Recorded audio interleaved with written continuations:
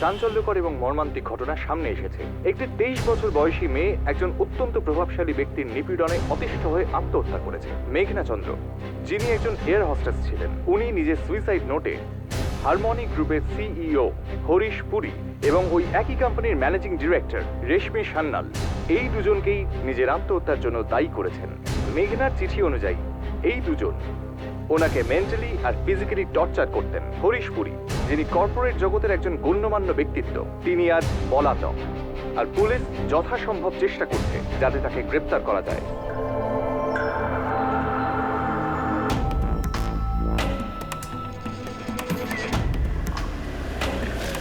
হ্যাঁ স্যার, ভালো করে চেক করেছি স্যার।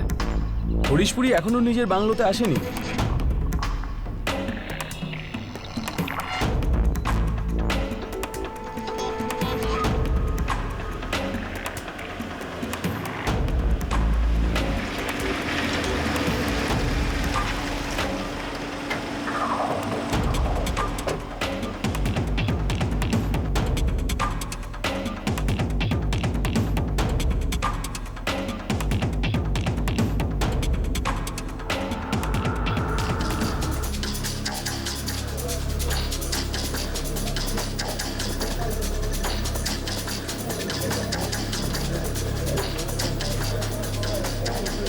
স্যার, আমি দেবধর কাছে।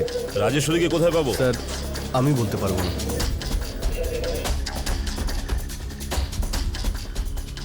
হ্যাঁ স্যার, ফোনটা আমারই ছিল, মানে আমার নামে ছিল স্যার। কোম্পানি ওকে ইউজ করতে দিয়েছিল। রেশমি সান্যাল কোথায়? স্যার, পঙ্কজ সিং হয়তো বলতে পারবেন। উনি কোম্পানির এক্সিকিউটিভ ডিরেক্টর। উনি এটা জানেন যে রেশমি ম্যাম আর হরিশ স্যার কখন কোথায় যান। কোথায় পাওয়া যাবে ওনাকে?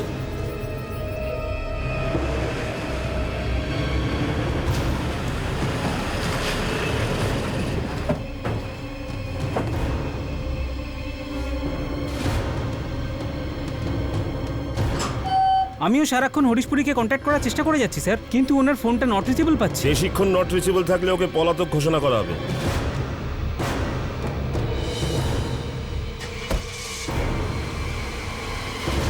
পুলিশ চতুর্দিকে তল্লাশি করছিল। কর্পোরেট জগতের বিখ্যাত ব্যক্তি হরিশ পুরীকে একটা সুইসাইড কেসের তদন্তের জন্য খুঁজছিল।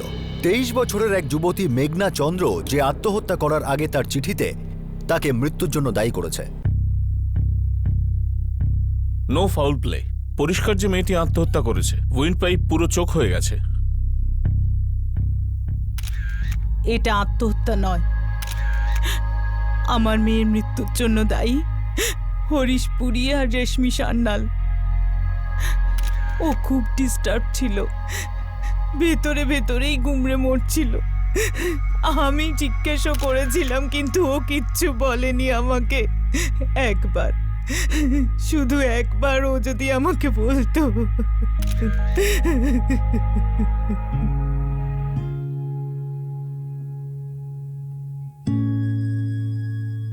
মেঘনা, কি হয়েছে?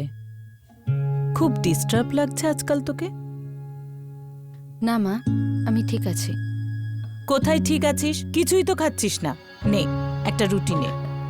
না না মা, ইচ্ছে করছে না। অনিচ্ছাটা কিসে? খাবারে না হরিশবাবুর কোম্পানি জয়েন করায়? দেখ মা, যদি তোর ইচ্ছে না করে তাহলে জয়েন করিস না। শুধু শুধু নিজেকে কষ্ট দিয়ে লাভ কি?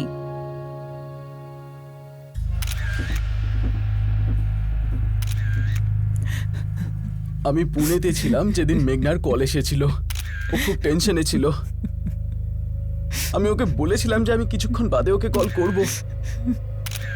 আমি জানতাম না যে ওকে এতটা টর্চার করা হচ্ছে। হ্যালো মনীষ, মনীষ, আমি পাগল হয়ে যাব মনীষ। এই রেশমি আর হরিশ আমাকে খুব বাজেভাবে হ্যারাস করছে। আমি তো বুঝতেই পারছি না আমি কি করব। মেঘনা, রিল্যাক্স। আমি সন্ধ্যাবেলা ফোন করি প্লিজ। আমার একটা ইম্পর্টেন্ট প্রেজেন্টেশন আছে। হ্যাঁ, তুই যা। আচ্ছা শোন, ফোন কিন্তু অবশ্যই করবি। হ্যাঁ, I need to talk to you. I am going mad. Don't forget to call, okay? Bye bye bye by.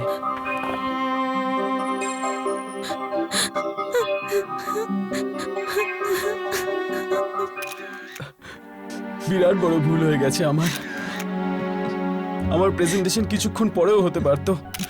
তারপরেও আমি ওকে কল করতে কি করে ভুলে গেলাম? আমি বলেছিলাম যে ওকে আমি সন্ধেবেলা কল করব। জীবনের সব থেকে বড় ভুল ছিল। আমি সত্যি বলছি স্যার, উনি আমাকে কন্ট্যাক্ট করেননি। আপনি চাইলে আমার ফোন রেকর্ডও দেখতে পারেন। রেশমি সান্যালটাকে ও কোম্পানির ম্যানেজিং ডিরেক্টর। হরিশপুরের সমস্ত বিজনেস ডিল ওই হ্যান্ডেল করে। এখন কোথায় পাওয়া যাবে ওকে? নিউ মুম্বাইতে ওর ফ্ল্যাট আছে, হয়তো ওখানেই পাওয়া যেতে পারে।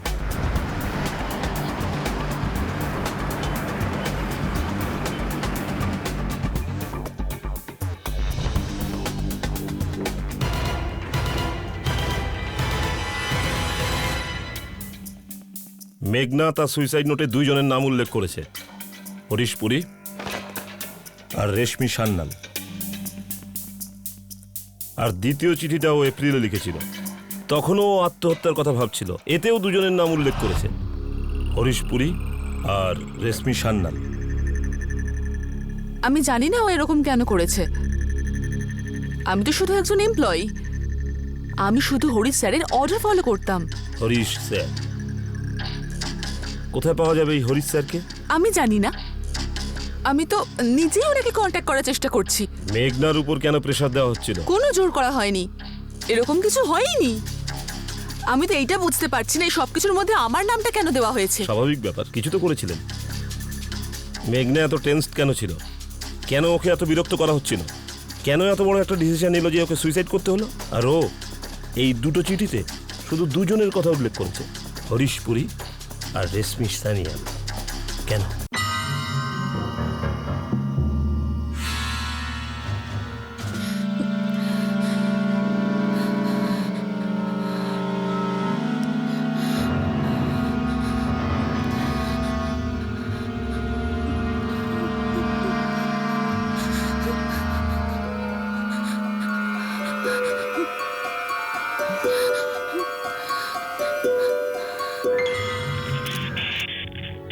যখন ও অনেকক্ষণ ধরে বেডরুম থেকে বাইরে এলো না,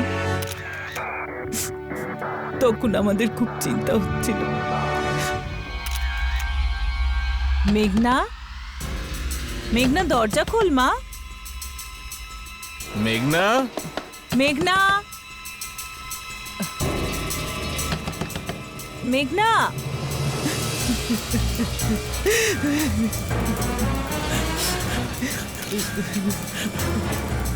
আমরা ঘাবড়ে গিয়েছিলাম। প্রতিবেশীদের সাহায্যে আমরা দরজা ভাঙলাম। মেঘনা, মেঘনা দরজা খোল মা।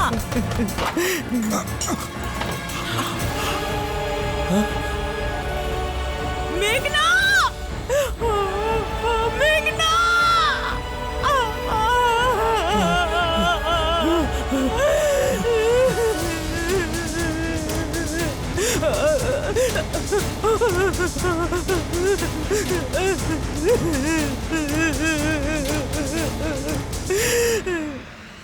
ওর পার্সোনাল প্রবলেমের সাথে আমার আর হরিশ স্যারের কোনো যোগাযোগ নেই। আপনাদের অফিসের সমস্ত হার্ড ডিস্ক আমরা বাজেয়াপ্ত করেছি। সমস্ত পুরনো ইমেল চেক করা হচ্ছে। দেখি কতদিন মিথ্যে কথা বলতে পারেন। এখনো সময় আছে, বলে দিন মেঘনাকে ওই চিঠিতে সাইন করার জন্য কেন বাধ্য করা হচ্ছিল, বলুন। স্যার স্যার আমি কোনো ইমেল লিখিনি। ওই ইমেলগুলো আমাকে রেশমি ম্যাডাম ফরওয়ার্ড করেছিল। আর তুমি ওই মেলগুলো মেঘনাকে ফরওয়ার্ড করে দিয়েছিলে? হ্যাঁ স্যার, আমাকে বলা হয়েছিল যে একটা ফেক আইডি বানাও আর ওই ফেক আইডি থেকে মেঘনাকে ইমেল পাঠাও। কারণ? জানি না স্যার, কিন্তু হরিশ স্যার মেঘনার উপরে খুব রেগেছিলেন। আমার ভাই হরিশ শহরের সম্মানীয় আর নামী ব্যক্তি, তাকে জোর করে এই কেসে টানা হচ্ছে। বেকারই তার নাম লেখা হচ্ছে কাগজে। যদি তাই হয় তাহলে আপনার ভাই সামনে আসছেন না কেন? আর তিনি এখন রয়েছেন কোথায়? সেটা আমি বলতে পারবো না। উনি আবার দেশের বাইরে চলে যাননি তো? আমি তো আপনাকে বললাম আমি জানি না। Excuse উনি me. কি ওনার উকিলের টাচে আছেন? সেটা আপনি ওনার লয়ারকে জিজ্ঞেস করুন। আপনার আর হরিশপুরীর মধ্যে শেষ কবে কথা হয়েছিল? শুনুন স্যার, মেঘনা হরিশপুরীর কোম্পানিতে 2006-তে জয়েন করেছিল। হতে পারে, আমার ঠিক মনে নেই। আমি ওকে অ্যাপয়েন্ট করিনি। তবে কে করেছিল? হয়তো অসীমা, ওই ছিল ওই সময়। ওকে, তো আপনার কোম্পানি মেঘনাকে এয়ার হোস্টেস পদে অ্যাপয়েন্ট করেছিল? হ্যাঁ, 6 বছর আগে এক সুন্দরী যুবতী মেঘনা চন্দ্র, যে জীবনে বড় কিছু হওয়ার স্বপ্ন দেখত, সে হরিশ পুরীর কোম্পানির নতুন এয়ারলাইন ডিভিশনের এয়ার হোস্টেস পোস্টের জন্য অ্যাপ্লাই করেছিল।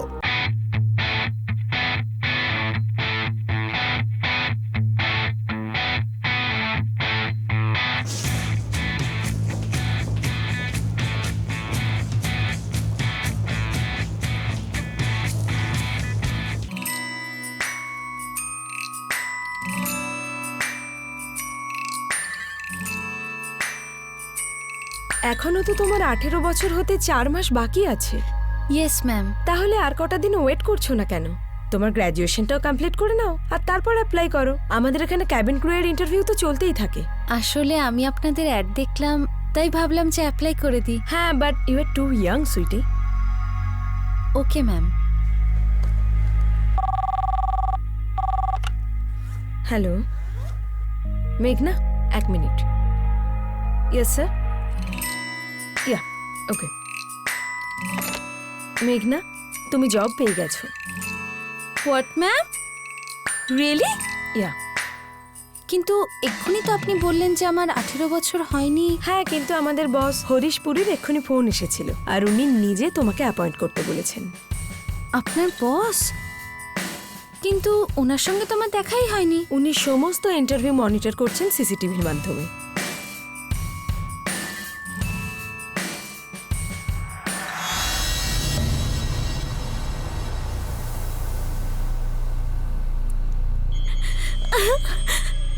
Ma'am, that's a dream comes true.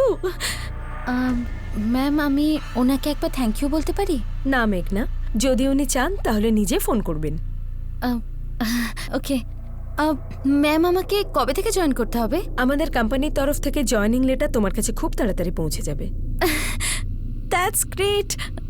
Thank you ma'am. All the best. Thank you sir.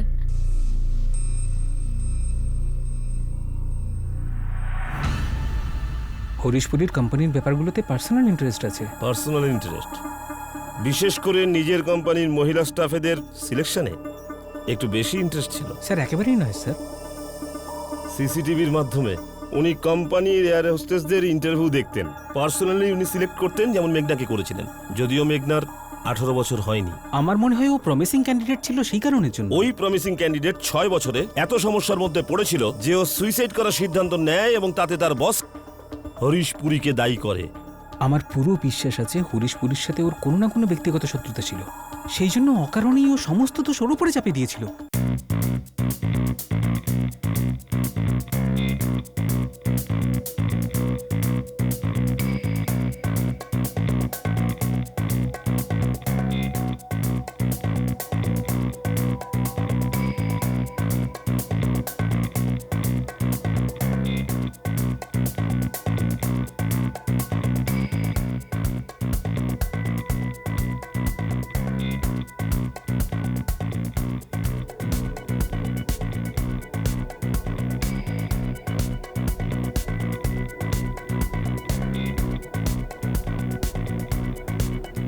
Good morning ma'am.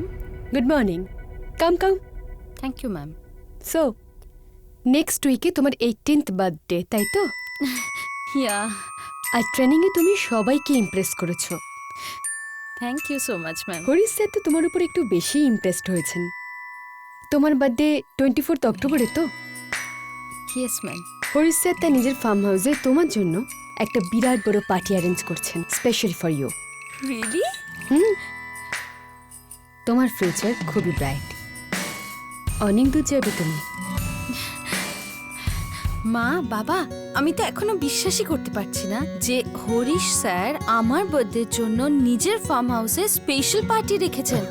জানো, he thinks I have a bright future. দিদি, এখন তো তুই আকাশেই উড়ে বেড়াবি, আমাদের ভুলে যাবি না তো? চুপ। I am very focused. আমি শুধু আমার নিজের ক্যারিয়ারের ওপর নজর দিতে চাই। মা, এবার তো তুমি মানবে যে আমি ঠিক সময় ঠিক ডিসিশন নিয়েছিলাম। নিশ্চয়ই, তুই তো আমার সব থেকে ভালো মেয়ে।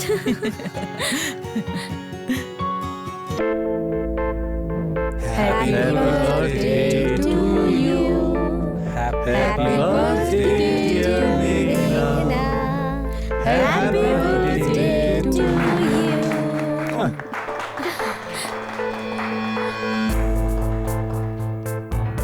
Wish you a very happy and very special birthday.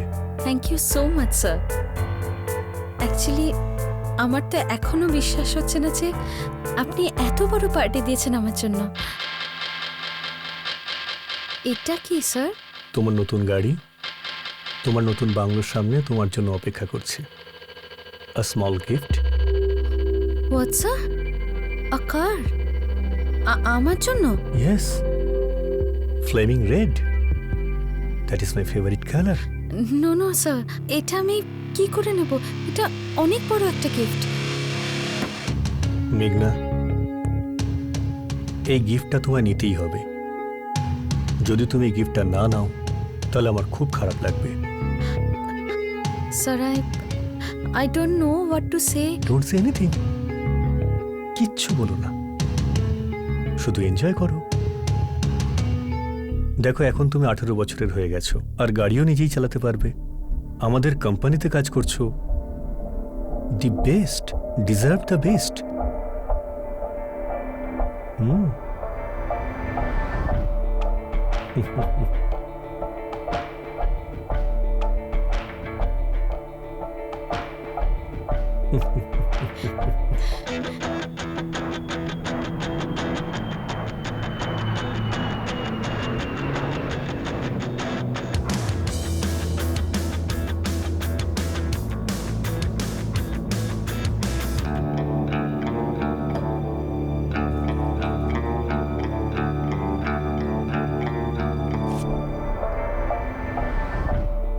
মেঘনা, আমি যেখানে যেখানেই যাব তুমি আমার সঙ্গে যাবে। You are very special for me.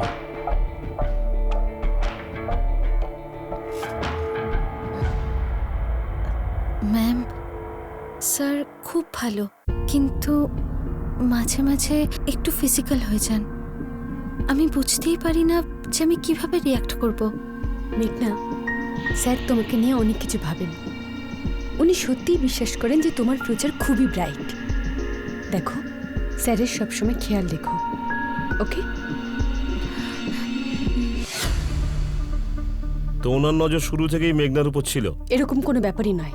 মেঘনা ইম্যাচিওর, ওভার রিয়াক্ট করতো। এটা কি শুধু মেঘনার সাথেই হচ্ছিল না কোম্পানির বাকি স্টাফেদের সাথেও হচ্ছিল? মেঘনা হরিশপুরীর ব্যবহারে খুব আপসেট ছিল, ডিস্টার্ব ছিল, সেটা আপনাকে বলেও ছিল। হ্যাঁ, ও আমাকে বলেছিল, কিন্তু সত্যি তো এটাই যে ওর এসব ভালো লাগতো। ওর হরিশ স্যারকে ভালো লাগতো আর ওনাকে পছন্দ করতো।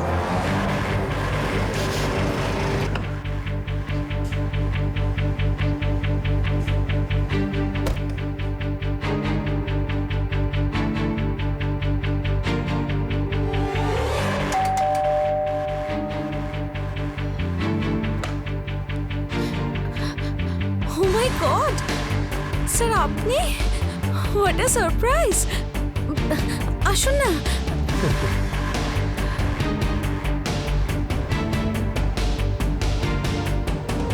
ওয়াও,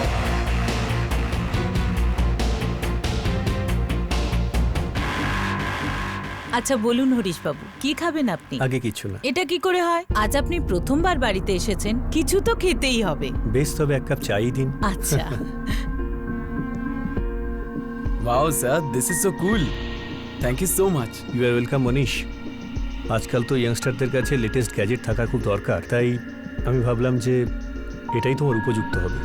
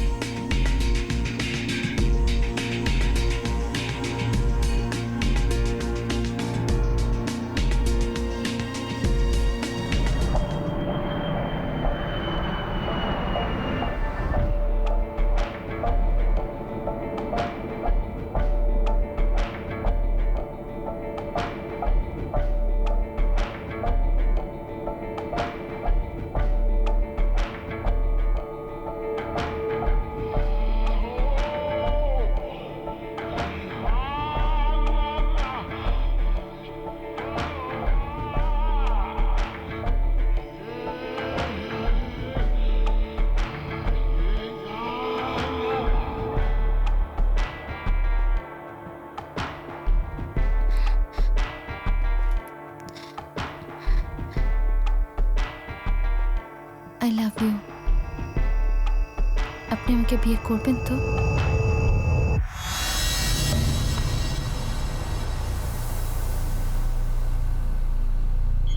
হ্যাঁ, নিশ্চয়ই আমি করতে চাই আর করব।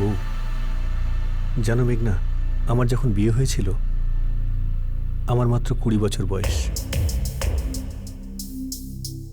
তখন আমি আমার স্ত্রীকে ঠিকমতো চিনতামও না, কিন্তু আজ আমি জানি আমি কি চাই আর কাকে চাই।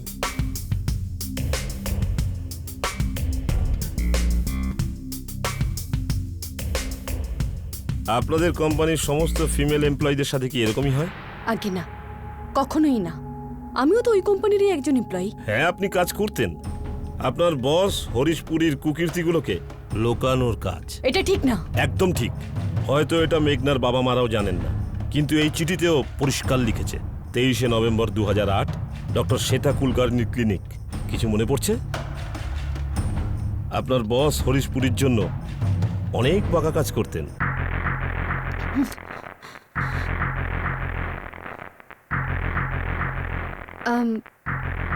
ভয় পেও না মেঘনা, তুমি কোনো পেন ফিল করবে না, বুঝতেই পারবে না তুমি।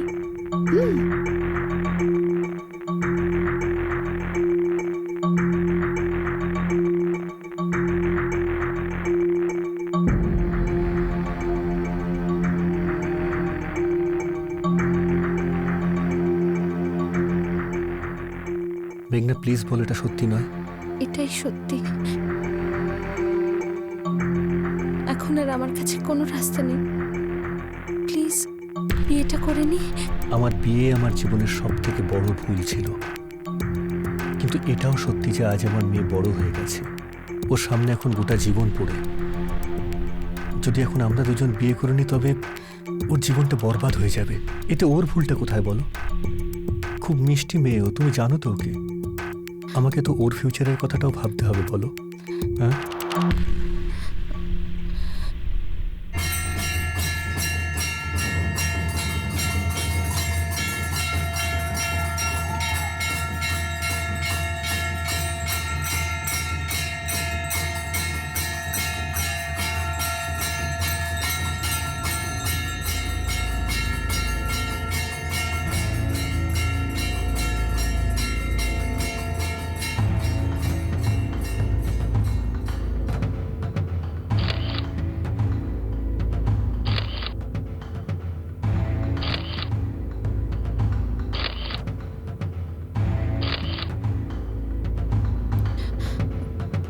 কয়েকটা বছর অপেক্ষা করো মেঘনা। আমি তোমাকে কথা দিচ্ছি, আমি তোমাকে নিশ্চয়ই বিয়ে করব। কিন্তু এখন এই মুহূর্তে এটা আমাদের দুজনের জীবনে বড় সমস্যা ডেকে আনতে পারে। তো আমি এখন কি করব? মেঘনা, ভাবলেও খারাপ লাগছে, কিন্তু তোমায় অ্যাবর্শন করাতেই হবে।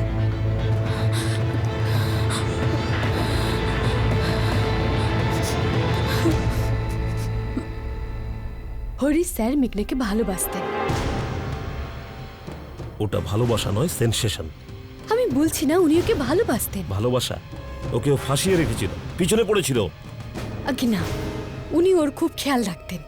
যতদিন পর্যন্ত ও সত্যটা জানতো না ততদিন পর্যন্ত, রাইট? মেঘনা একটু বেশি সেন্সিটিভ ছিল। বিয়ে করার বাহানা দিয়ে মেঘনাকে বোকা বানিয়ে রেখেছিল, আর মেঘনা সেটাই সত্যি ভাবত। মেঘনা মনে করতো হরিশ পুরী ওকে, শুধু ওকেই, অসম্ভব ভালোবাসে।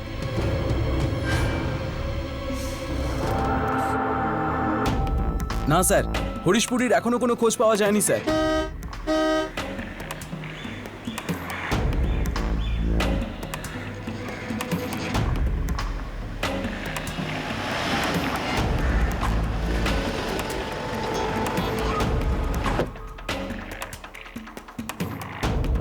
আমিও খুব টেনশনে রয়েছি।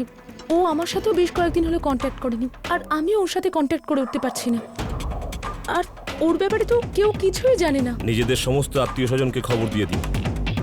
যে হরিশ পুরীকে বাঁচানোর চেষ্টা করবে সে নিজেও ফেঁসে যাবে। আপনার স্বামী যদি তাড়াতাড়ি সামনে না আসে খুব বিপদে পড়বেন।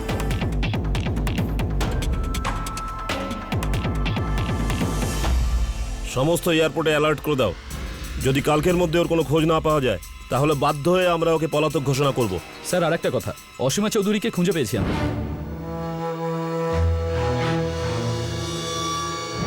কোথায় আছে উনি? পুনেতে স্যার। মেঘনা আমার সোনা।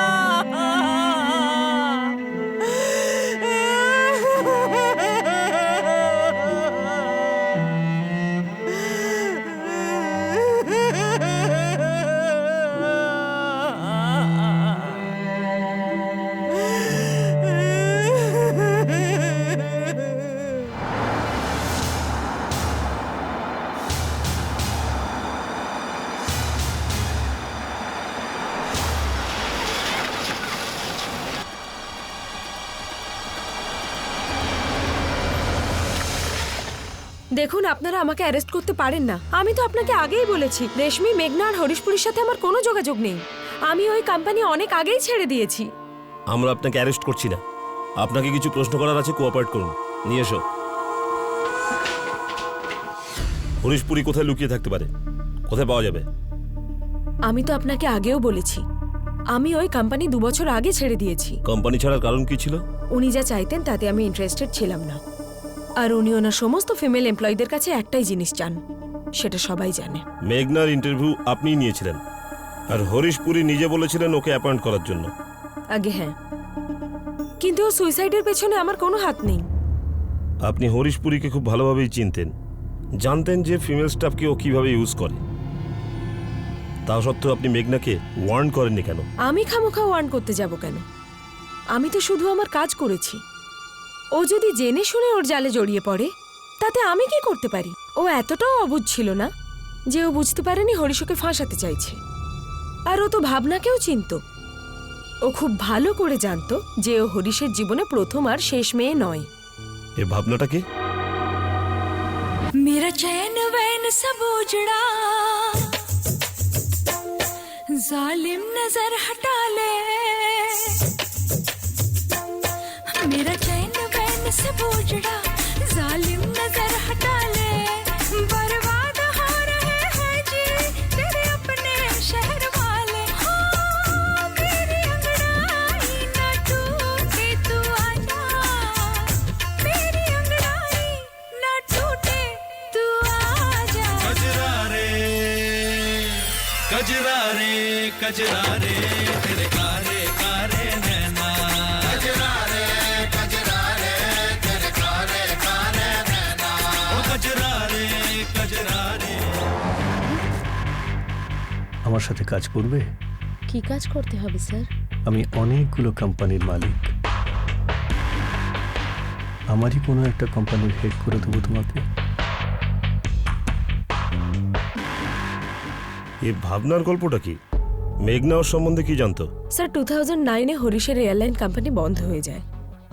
তখন অনেক লোকেরই চাকরি চলে যায়, কিন্তু মেঘনার যায়নি। খুব লসে চলছিল airlines company. I understand Harish. কিন্তু তুমি কখনোই ভেবো না যে তোমাকে রাস্তার মাঝখানে এরকম একা ছেড়ে দেবো। বেঙ্গালুরুতে আমার একটা হোটেল আছে, তুমি যদি চাও তাহলে ওখানকার অ্যাডমিনিস্ট্রেটিভ পোস্ট হোল্ড করতে পারো। তুমি বেঙ্গালুরু যাবে তো?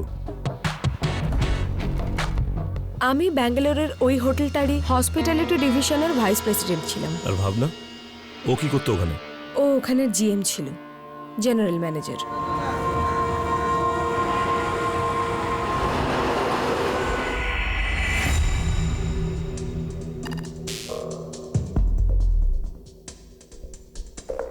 আমি এখানে অনেকদিন ধরে কাজ করি, আর নিজের কাজটা আমি ভালো করেই জানি।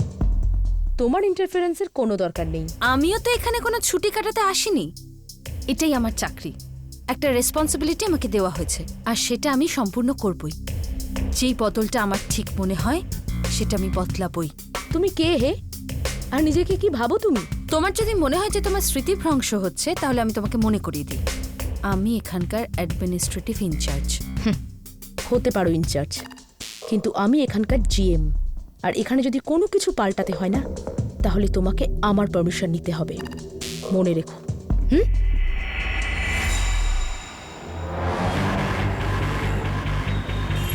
ভাবনা প্লিজ কোনো সিনক্রেট করো না, আমার কথাটা তো শোনো। আমি এই ব্যাপারটা আজকেই মেটাতে চাই। ভাবনা, ব্যাস।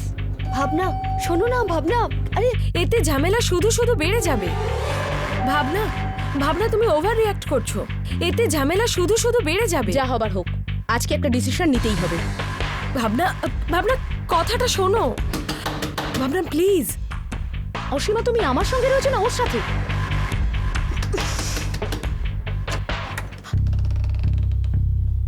ভাবনা, what's the wrong with you? তুমি এরকম পাগলের মতো কেন করছো? তোমার আর হরিশের সম্পর্কটা কি? তোমাকে হরিশ পাঠিয়েছে না? তোমাদের মধ্যে কি সম্পর্ক আছে? ওকে সঙ্গ দেয়া, ওর সাথে রাত কাটানো, এটাই কাজ, তাই না? শাট আপ ভাবনা, নিজের সীমা ছাড়িও না। কি সব বলছো? আমি তোমাকে খুব সহজ একটা প্রশ্ন করেছি, আর খুব সহজভাবে তার উত্তরটা দিয়ে দাও। তোমার আর হরিশের সম্পর্কটা কি? তা না হলে তুমি ভাবতেও পারবে না যে আমি তোমার সাথে কি করব। দেখো ভাবনা, আমার আর হরিশ স্যারের মধ্যে কিছু নেই। উনি আমার বস আর আমি ওনার এমপ্লয়ি, দ্যাটস ইট। আচ্ছা, তো কি কাজ তোমার? তোমার বসের সঙ্গে রাত কাটানো? সত্যি বলে অসীমা, এই সেই মেয়েটা তো যে হরিশের সঙ্গে সমস্ত ফ্লাইটে থাকে, ওর সঙ্গে ঘোরাঘুরি করে, ওর সাথে রাত কাটায়। যখন ও ফ্যামিলিকে ছেড়ে মুম্বাইয়ের বাইরে থাকে, তখন এই সেই মেয়ে না যে ওর সঙ্গে 24 ঘন্টা থাকে? বলো হ্যাঁ কি না? প্লিজ ভাবনা স্টপ। সত্যি না মিথ্যে? মিথ্যে। আমি বললাম না যে আমি শুধুমাত্র একজন এমপ্লয়ি। আচ্ছা, তাহলে আমাকে এক্ষুনি তোমার ল্যাপটপ আর মোবাইল ফোনটা দেখাও। হোয়াট? তুমি কি পাগল হয়ে গেছো? আমি কেন তোমাকে দেখাবো এইসব? কারণ তুমি মিথ্যে বলছো। তুমি হরিশের বেড পার্টনার।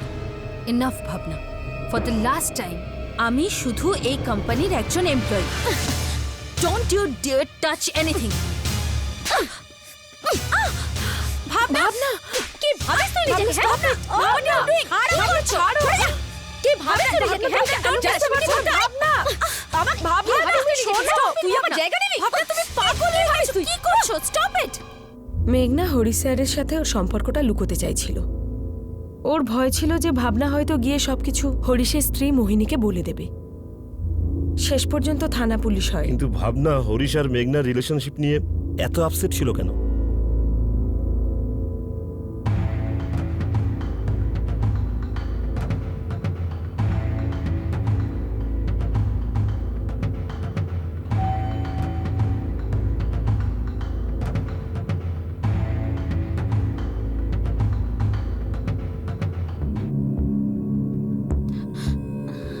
স্যার, আমি যদি আপনাকে না ডাকতাম তো তাহলে ওই মহিলা আমাকে মেরেই ফেলতো।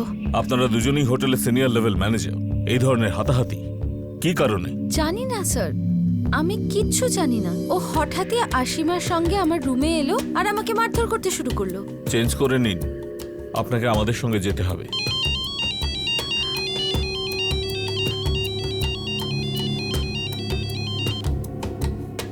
হরিশ, তুমি জানো এখানে কি হয়েছে? আমি সব শুনেছি মেঘনা, কিন্তু তুমি পুলিশকে কেন ফোন করলে? কি? হরিশ, ওই মহিলাটা পাগল, ও আমাকে মেরে ফেলতো। কি জানি ও কেন আমার উপর রেগেছিল। হঠাৎই আমার ঘরে এলো আর আমাকে আমাদের রিলেশনশিপের ব্যাপারে জিজ্ঞেস করছিল। আমি খুব ভয় পেয়ে গেছিলাম হরিশ। ভেবেছিলাম যদি ও তোমার ওয়াইফকে সবকিছু বলে দেয়। আমি সরি মেঘনা, তুমি চিন্তা করো না, সব ঠিক হয়ে যাবে। কিন্তু তুমি ওই পুলিশ কেসটা তুলে নাও। নো ওয়ে হরিশ, আমি ওকে এভাবে ছাড়তে পারি না। মেঘনা প্লিজ, ম্যাটারটা আমাকে হ্যান্ডেল করতে দাও। No Harish, I won't. মেঘনা, কোম্পানির বদনাম হয়ে যাবে। তুমি কোম্পানির কথা ভাবছো? না হরিশ, আমি ওই মহিলাকে এরম ভাবে ছাড়বো না।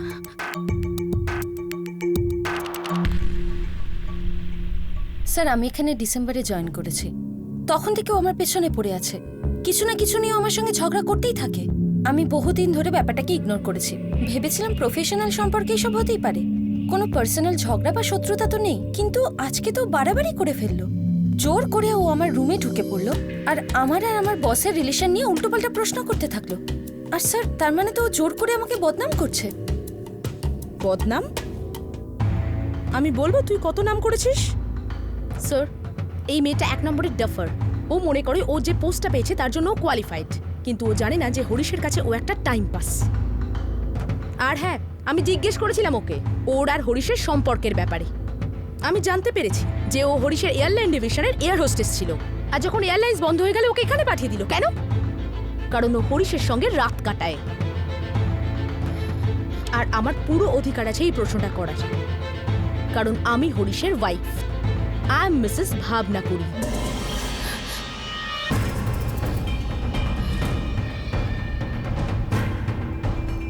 স্যার আমাদের একটা ফ্যামিলি আছে, একটা বাচ্চা আছে, আর এই মেয়েটা হরিশকে ফাঁসাবার চেষ্টা করছে যাতে পরে ওকে ব্ল্যাকমেল করতে পারে।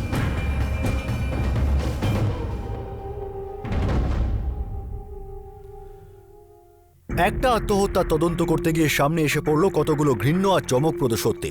একটা 18 বছরের মেয়ের কাছে তার জীবনের প্রথম চাকরি হয়ে উঠল মানসিক আর শারীরিক উৎপীড়নের এক যন্ত্রণাদায়ক অনন্ত সফর। কিন্তু এমন কি ঘটেছিল যা সেই মেয়েটাকে বাধ্য করেছিল নিজেকে শেষ করে দেওয়ার জন্যে? মেঘনা জেনে গিয়েছিল যে যে সম্পর্কে জালে সে জড়িয়ে পড়েছিল সেটা আদতে ছিলই না, কেবল এমন একটা স্বপ্ন ছিল যেটা কোনোদিনই পূরণ হওয়ার ছিল না। সে ভীষণভাবে ভেঙে পড়েছিল আর সেই লোকটার কবল থেকে বেরোতে চাইছিল। কিন্তু সেটা কি এতটাই সহজ ছিল? হরিশ পুরী কি অত সহজে তাকে ছেড়ে দিত? মেঘনার হাজার চেষ্টা সত্ত্বেও সে আরও বেশি করে এই জালে জড়িয়ে পড়েছিল। বাইরে বেরোনোর সব রাস্তা তার জন্য বন্ধ করে দেওয়া হয়েছিল। কি এমন ষড়যন্ত্র ছিল যার জন্য সে বাধ্য হয়েছিল নিজেকে শেষ করে দিতে? সেটা জানার জন্য দেখুন এই কেসের দ্বিতীয় তথা শেষ ভাগ পরের দিন পরের পর।